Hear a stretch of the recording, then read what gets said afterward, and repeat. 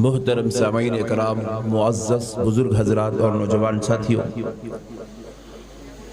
अल्लाह तबारक व तआला का लाख लाख शुक्र एहसान है और उसके प्यारे हबीब रहमतुल लिल आलमीन सल्लल्लाहु अलैहि व आलिहि व सहबिहि वसल्लम की लुत्फ़ इनायत है कि आज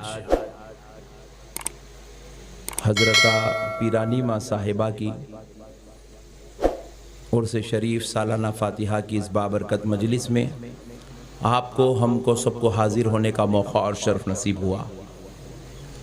अल्लाह तबारक व तआला का करोड़ा करोड़ा एहसान है कि अल्लाह रब्बुल इज़्ज़त ने हमें अहले सुन्नत वल जमात में पैदा किया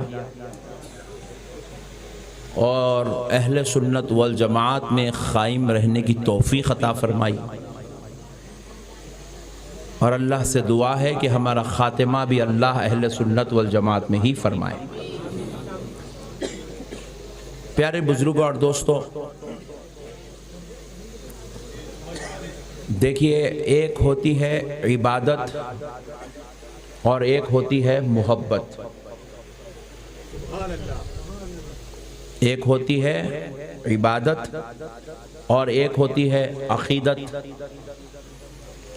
तो आप एक बात अच्छी तरह याद रख लीजिए कि हम लोग इबादत अल्लाह की करते हैं। इबादत किसकी करते हैं, मैं ज़रा बोलो? अल्लाह की करते हैं। और अक़ीदत औलिया अल्लाह से करते हैं। सुभान अल्लाह, सुभान अल्लाह। ये ज़रा मसले को जहन नशीन करके चलिए, क्योंकि बाजू वाले जो है भोले भाले मुसलमानों को पकड़ के, क्या बेटे जिन आया क्या उसके आंख पे? नहीं, अगर जिन आ रहा तो भी नो प्रॉब्लम, हमारे आरिफ बाबा कल सुबह उतार देंगे उसको। फिल वक्त यहाँ जंजीर से बंद होता है। दरगाह को आए बाद अंदर की आत्माएं भड़कती हैं।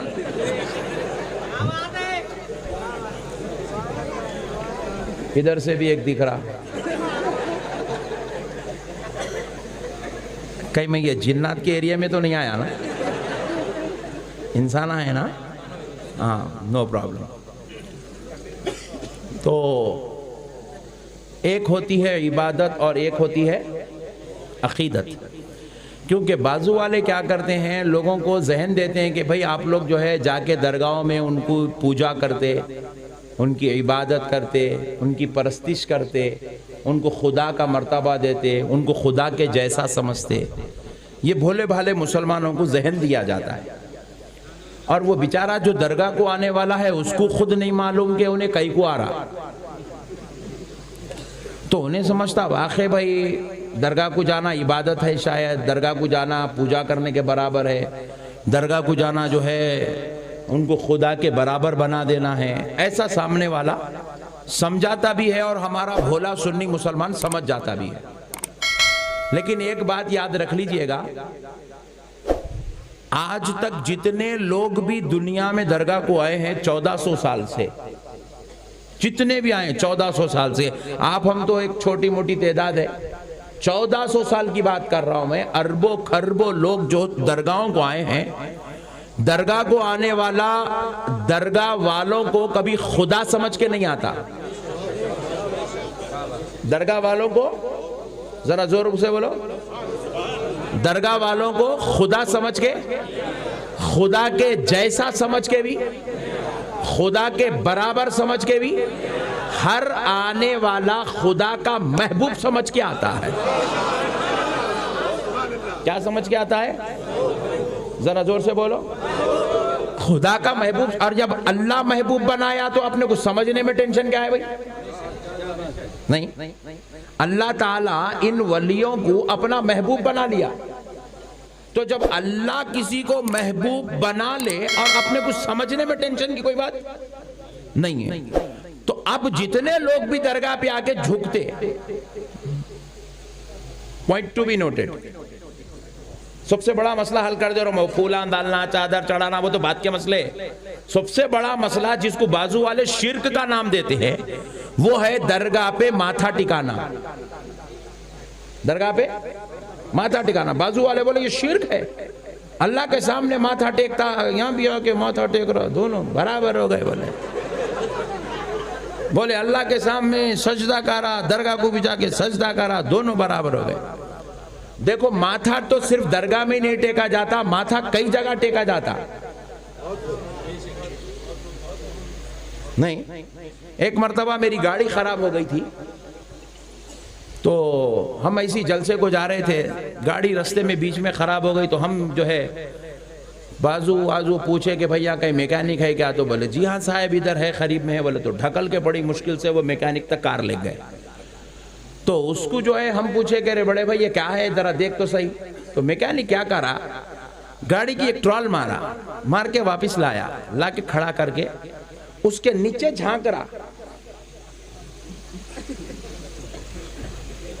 गाड़ी के नीचे, समझ रहे ना आप लोग?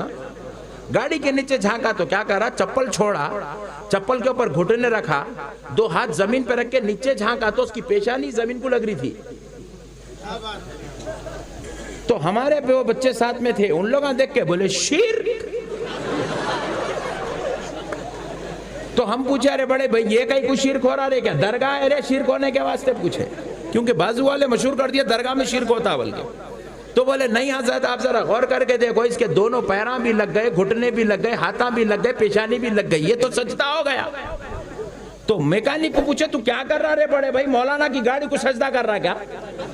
तो जवाब दिया नहीं मौलाना सजदा नहीं कर रहा हूं, नीचे हाउसिंग रहता उसको गौर कर रहा हूं। बोला बात समझ रहे हैं आप? अब भी कई जगह अब मैं खुलासा करते बेटा कहाँ का माथा टेकते बोले तो मसले पूरे टेढ़े हो जाते, बस इतना समझ के चलो। एक मिसाल भी दे दे, तू लेडीज भी बैठे हुए हैं। एक मौलाना जुमा के दिन ऐसी चिल्ला चिल्ला के बोले झुकना शिर्क है, सजदा करना शिर्क है, माथा टेकते मंदिरों को जाके, मस्जिदों को जाके, मंदिरों को जाके सब बराबर है। बोले जुमा में बयान करे, इत्तेफाक से उन औरतों को मस्जिद को ले जाने वाले मौलाना थे, उनके बेगम भी सुने।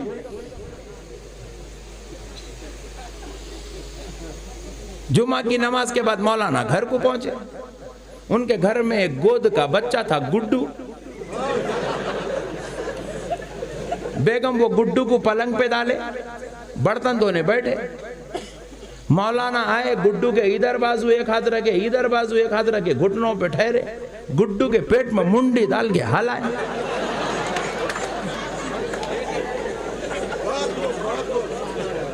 बेगम बर्तन धोना छोड़ के चीख मारे शिर्क। उन्हें बोली बेगम मैं क्या दरगाह में हूं जो तू शिर्क मार रही? मैं तो दरगाह के बारे में बोला शिर्क है। बोले नहीं जी तुम मसला समझाए थे, दो पैरा टेकना, दो हाथा टेकना, दो घुटने टेकना, पेशानी टेक देना, ये सजदा होता। उन्हें दरगाह पे कर रहा, तुम गुड्डू के पेट,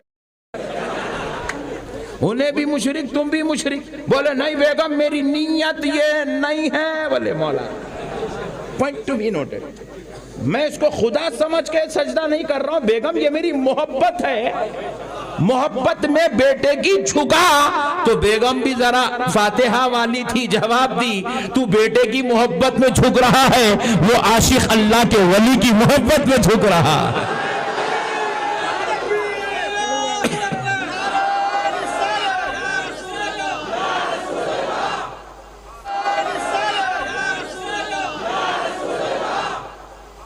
बात समझ में आई? माथा टिकाने का नाम शिर्क नहीं है, ये जाहिलों की बनाई हुई अपनी एक तावील है। बात समझ गए? ये जाहिलों का बनाया हुआ कानून है, अल्लाह ने ऐसा कोई कानून नहीं बनाया। ऐसा बोले तो झुकना शिर्क होता, बोले तो फिर जिंदगी गुजारना मुश्किल हो जाता, नहीं मुश्किल हो जाता।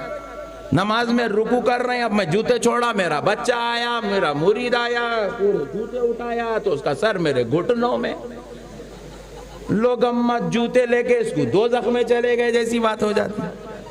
ऐसे घामड़ पने के तावीलात की कोई जरूरत? ये अकीदा ही गलत है, ये बात ही गलत है, ये लाए कौन? आज तक वो हौला में को मिला ही नहीं। बात समझ में आई आपको? और एक मिसाल भी देता हूं, जरा बात जरा जल्दी जल्दी समझ लो। अपनी बात अगर अपने को दूसरी करना है, मगर थोड़ा सा आप लोगों को समझाने के वास्ते, इन लोगों लेडीज भी आज इत्तेफाक से आ गए तो इन लोगों को भी समझाने के वास्ते जरा थोड़ा सा खुलासा पेश कर रहा हूं। मैं ऐसी जलसे में बोला, मिसाल दे रहा हूं समझाने के लिए आपको। आज रात में बोल दिया दरगाहों पे सर रखने, दरगाहों में शिर्क नहीं होता। दरगाहों में शिर्क, जरा बोलो, खुदा की कसम दरगाह में शिर्क। ये हमारी दरगाहों को बदनाम करने की मुनज़्ज़म साजिश है। जैसा कि बाजू वालों के फुफेरे भाया एक मुहिम शुरू करे, मदरसों में दहशतगर्द रहता बोल के चला रहे, नहीं चला रहे मुहिम, उन्हें जैसा झूठी मुहिम चला रहा मदरसों में दहशतगर्द रहता, इन्हें भी झूठी मुहिम चलाया दरगाहों में शिर्क होता। और पहले मुहिम इन्हें चलाया अंदर वाला, बहुत अच्छा, बहुत अच्छा। टू बी नोटेड, क्या पहले मुहिम इन्हें चलाया तो अवलियों पे इल्जाम लगाया कि दरगाह में शिर्क होता, तो अल्लाह बोले देख तू मेरे वलियों पे इल्जाम लगा रहा, मैं तेरे ऊपर इल्जाम लगवा देता हूँ। हाय हाय, क्या बात है। बोले क्या इल्जाम लगा, मदरसों में दहशतगर्द पैदा होते हैं। हाय हाय, आप बोलो ईमानदारी से, आप ये बात मानने को तैयार है मदरसे में दहशतगर्द पैदा होते? बोलो, आज तक कोई मदरसे में कोई दहशतगर्द पैदा, वो सुन्नी तो सुन्नी, वहाबी के मदरसे में भी कोई दहशतगर्द पैदा नहीं होता। ये इल्जाम है नहीं है, ये इल्जाम लगा तो इनके कलेजे फपोले बन गए, राइट। तो इन्हें जब हमारी दरगाहों पे इल्जाम लगाया, हमारे भी कलेजे ऐसी जलने लगे थे। तो हम पे इल्जाम लगाया, अल्लाह तेरे पे इल्जाम लगाने वालों को पैदा कर दिया। हाय हाय हाय, मसलों को समझो। तो जिस तरह मदरसों में दहशतगर्द पैदा होते हैं, ये इल्जाम है, खुदा की कसम दरगाह में शिर्क होता, ये भी वैसे ही इल्जाम है, दरगाह में शिर्क। तो एक साहब उठ के खड़े हो गए, बोले मौलाना खुदा की कसम दरगाह में शिर्क होता। मैं बोला खुदा की कसम नहीं होता। बोले साहेब अब अम्बा जोगी आ ही गए हो तो शिर्क यहाँ होता है, दरगाह में देख के जाओ। बोले, मैं बोला चलो कल सुबह फजर की नमाज यहीं पढ़ते हैं, देखेंगे कहाँ होता शिर्क। फजर की नमाज पढ़ के मस्जिद से निकल के दरगाह को आए तक अपना एक पट्ठा सुन्नी, उन्हें आया दरगाह पे झुका, हाथा भी रखा, पैरा भी रखा, दरगाह पे सर भी रखा, दाल के अंदर रगड़ रहा। और बस सुन्निया तो इतने डेंजर रहते, उन्हें चादर उठा के अंदर ही घुस गया। अबे ऊपर से चूमे तो इस बाजू वाला परेशान है, तू चादर उठा के अंदर घुस जा रहा।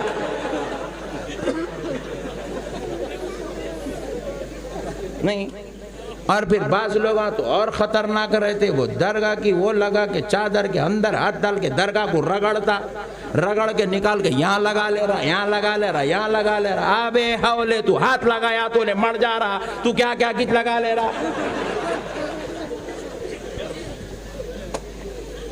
ये हरकतां देखा तो बाजू वाले का टेंशन, बीपी, शुगर सब कुछ बढ़ गया। बोले नक्शबंदी साहब रात भर 5000 आदमी को बिठा के चिल्ला के बोले दरगाह में शिर्क नहीं होता। ये देखो सुबह सुबह ये मुल्ला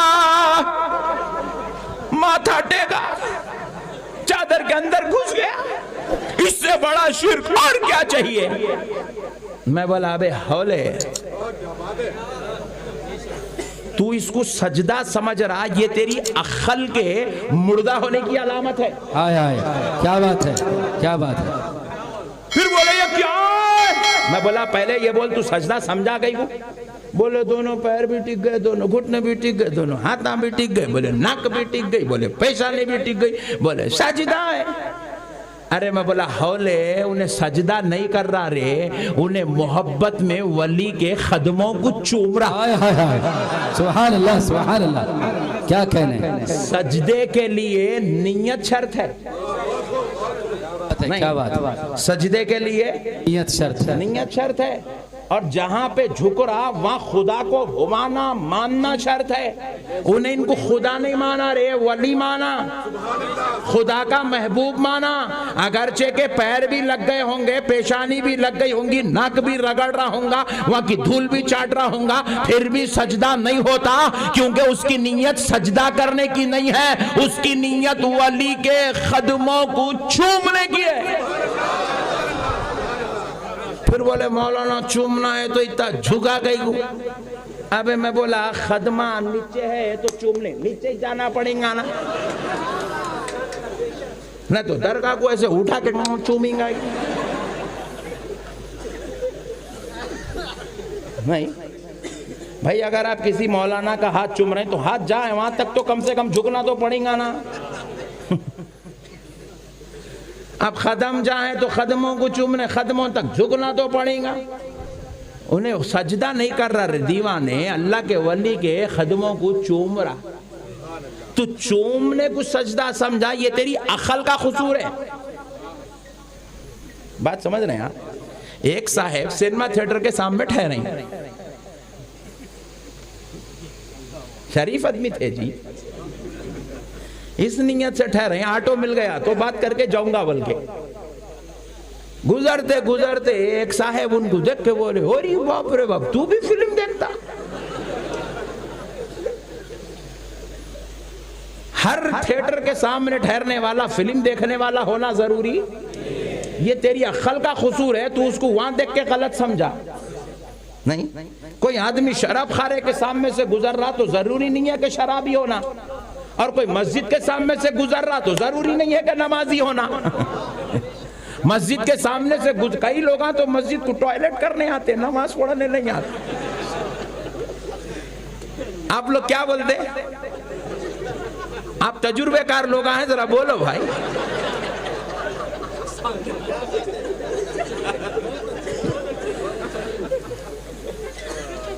नहीं, हाँ मैं तजुर्बेकार लोगों की बातें कर रहा हूं, तुम खामोश बैठो। इनको नहीं मालूम, इन्होंने नहीं करे कभी ऐसा। मसले को समझो आप। हर मस्जिद में आने वाला नमाजी होना जरूरी? हर शराब खाने से गुजरने वाला शराबी होना जरूरी नहीं है? इसी तरह हर झुकने वाला मुशरिक होना जरूरी नहीं है। अब एक साहब बोले, मौलाना मंदिर में भी झुकते हैं आप लोग, यहां झुक रहे हैं। हम बोले वेरी गुड, मुन्ने मंदिर का नहीं झुका, इन्हें दरगाह में झुका, दोनों बराबर हो गए। लिहाजा अपन क्या करेंगे, दरगाह में झुकना बंद कर देंगे। मैं बोला वेरी गुड, नो प्रॉब्लम, चल डिसीजन अब आगे आगे लेते चल।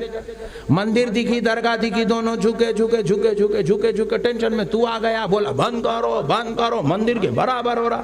मैं बोला वेरी गुड। अंबा जोगी में कई मंदिर ऐसे है, रोजाना हमारे हिंदू भाई जाके उसके गोल फिरते नहीं फिरते? अरे जरा बोलो जी भाई, तुम लोग बोलो जी बाबा। मंदिर के गोल फिरते। मैं बोला मुसलमान जाके काबे के गोल फिर रहा। मैं बोला एक काम कर रहे भाई, उन्हें भी मंदिर के गोल फिर रहा, तू काबे के गोल फिर रहा, उन्हें भी पत्थर के गोल फिर रहा, तू भी पत्थर के घर के गोल फिर रहा, दोनों बराबर, तू कल से बंद कर दे। नहीं हो सकता। बोला हौले, तेरी बात आई तो नहीं हो सकता, तो मेरा कहीं को हो सकता। जब तेरा मामला गलत नहीं है तो खुदा की कसम मेरा मामला भी गलत नहीं है। अगर तू और अगर नहीं समझा तो फिर अच्छी मिसाल देके समझा। तू हिंदू शादी कर रहा, और इत्तेफाक की बात है औरत से कर रहा, गम्मत। और मुसलमान भी शादी कर रहा, वो भी लेडीज से कर रहा, दोनों बराबर। तू कल से शादी करना छोड़ दे।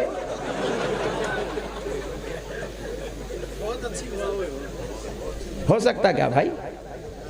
बोले उसकी शादी करने में तेरे में जमीन आसमान का फर्क है नालायक। उन्हें अपने दिन के मुताबिक कर रहा, तू अपने दिन के मुताबिक कर रहा। उन्हें मंदिर में जाके झुक रहा तो वो उसके दिन का मसला है, तू आके दरगाह में झुक रहा तो ये तेरे दिन का मसला है।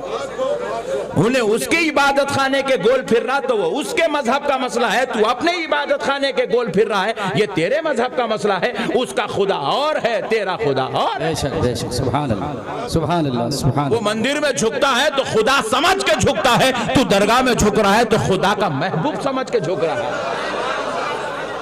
है। सुभान अल्लाह। बात समझ में आई? ये है इबादत और अकीदत में फर्क, इसको समझना जरूरी है। जब तक आप इबादत और अकीदत को नहीं समझेंगे उस वक्त तक आप सुन्नियत पे कायम नहीं रह सकते। इबादत और अकीदत में फर्क है, जरा बोलो फर्क। इबादत और अकीदत में